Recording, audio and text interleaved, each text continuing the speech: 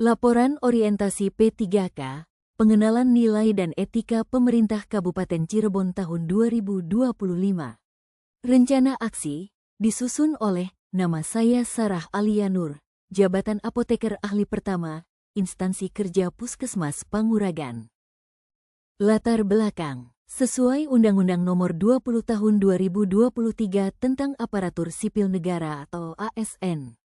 P3K adalah warga negara Indonesia yang memenuhi syarat tertentu yang diangkat berdasarkan perjanjian kerja untuk jangka waktu tertentu dalam rangka melaksanakan tugas pemerintahan.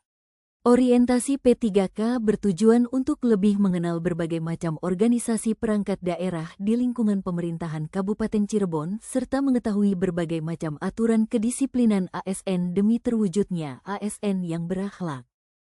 Maksud dan tujuan 1. Membekali pengetahuan terkait visi dan misi, tantangan, peluang dan kebijakan, capaian pembangunan serta kelembagaan Kabupaten Cirebon. 2.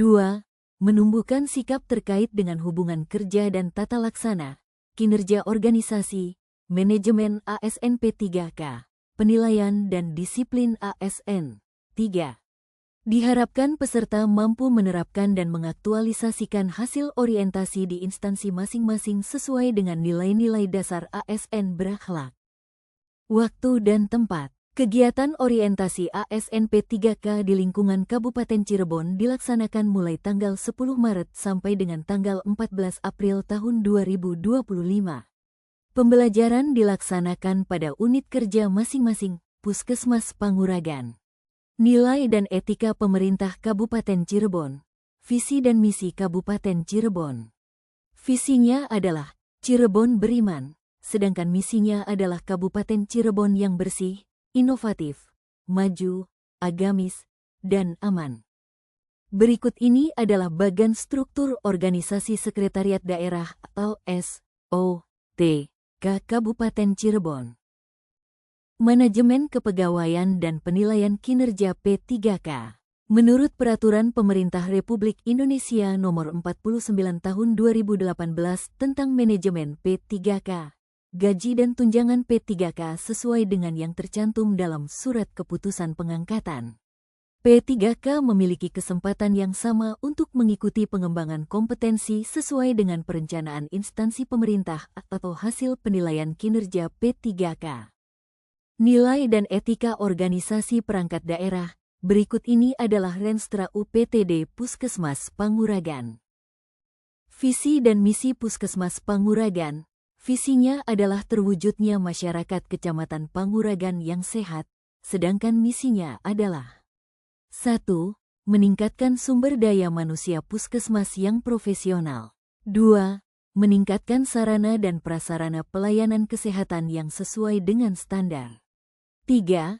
Meningkatkan kerjasama lintas program, lintas sektoral dan peran serta masyarakat dalam pelayanan kesehatan.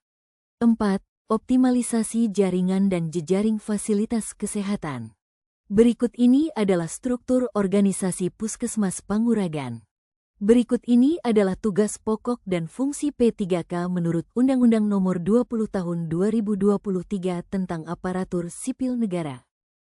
Berikut ini adalah tugas pokok dan fungsi apoteker menurut Permenkes Republik Indonesia Nomor 74 Tahun 2016 tentang Standar Pelayanan Kefarmasian di Puskesmas.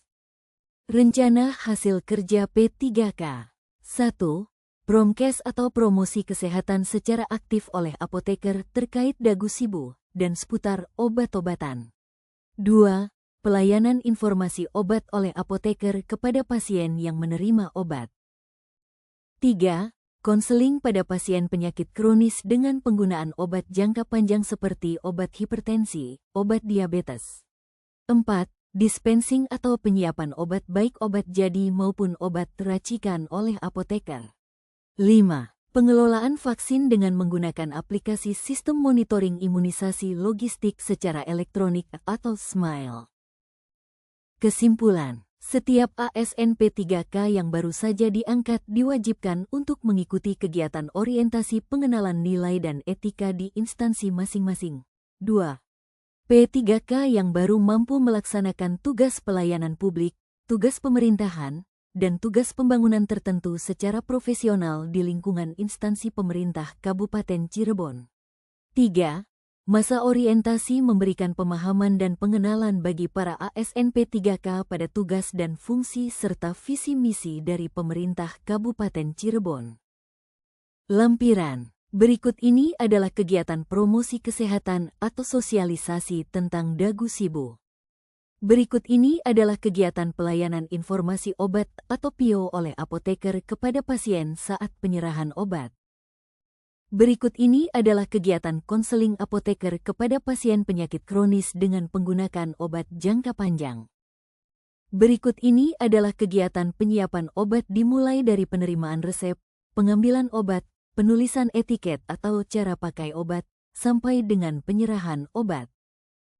Berikut ini adalah kegiatan penyiapan obat racikan atau puyer dimulai dari penerimaan resep, pengambilan obat, penulisan etiket atau cara pakai obat, peracikan obat, sampai dengan penyerahan obat.